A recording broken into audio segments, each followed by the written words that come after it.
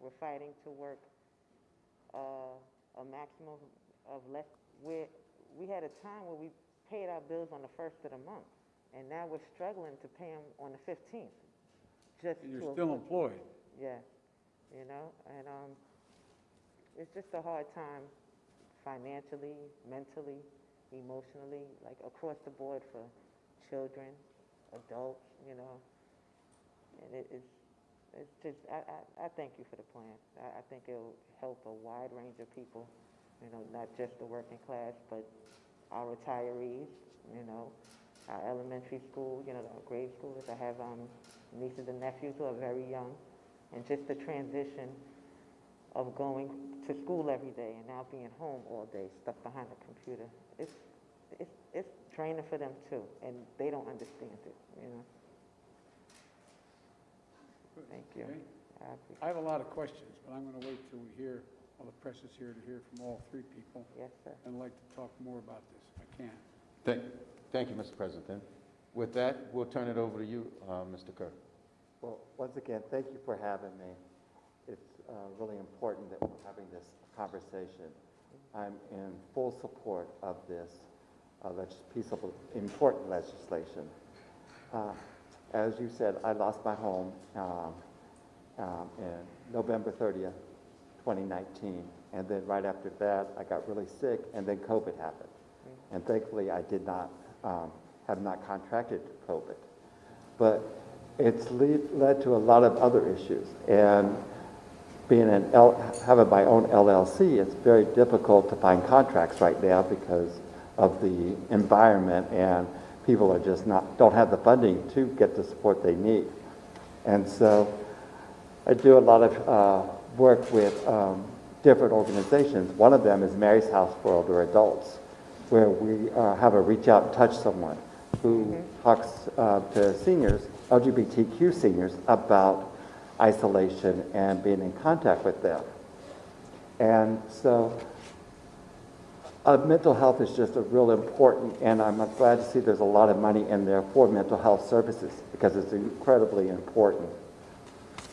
And at the same time, my community, the LGBTQ community, is under attack on a constant basis. And we need to, the trauma that's around there, needs to be addressed. And I'm hoping and praying that you will be able to sign into law the Equality Act. So am I. Thank you. And last but certainly not least is Ms. Lita Venagas. Well, first of all, thank you so much.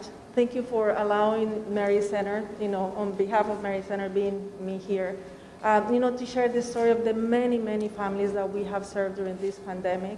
For those of you who don't know Mary Center, we're a community health center. We're a federally qualified health center, and we serve over 60,000 families in the DC region.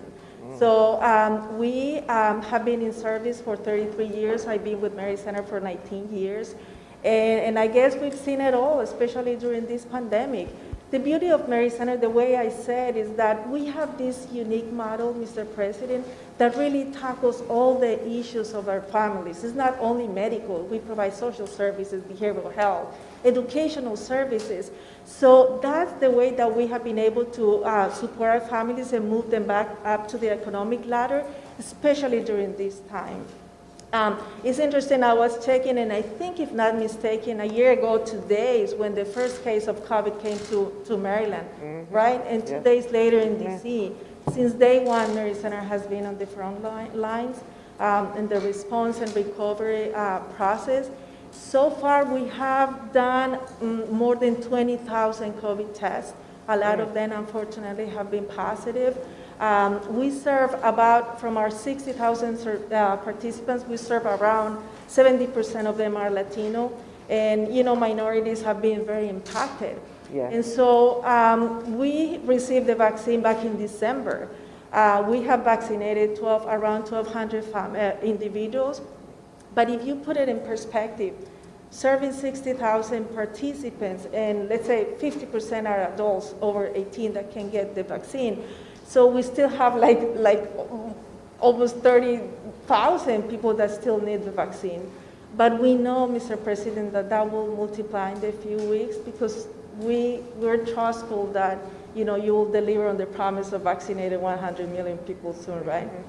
And so, you know, if you ask me what our families have gone through, they have gone through everything, you know, just by hearing Alma's and George's stories, it just breaks my heart because it's the same situation. They're losing jobs. That's the main thing, you know that.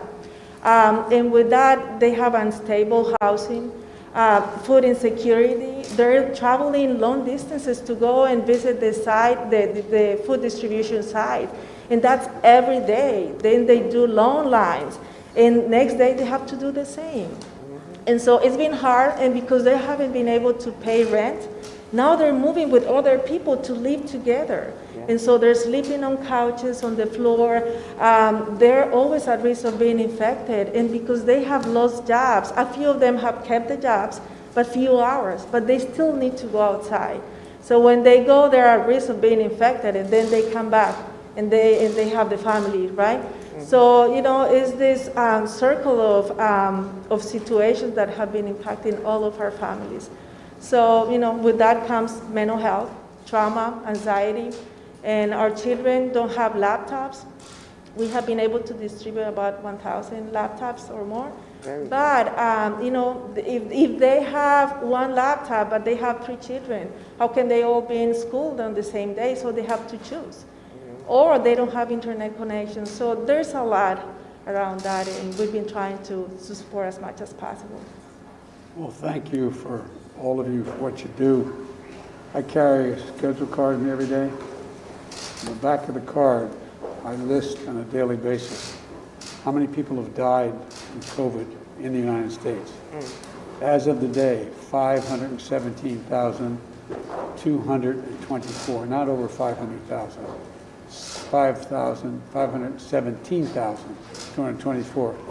And we will meet the 100 million shots. We're up to 82,572,848 shots. We're going to get this done. So I'm going to ask some questions now. The press is going to leave, and I'm going to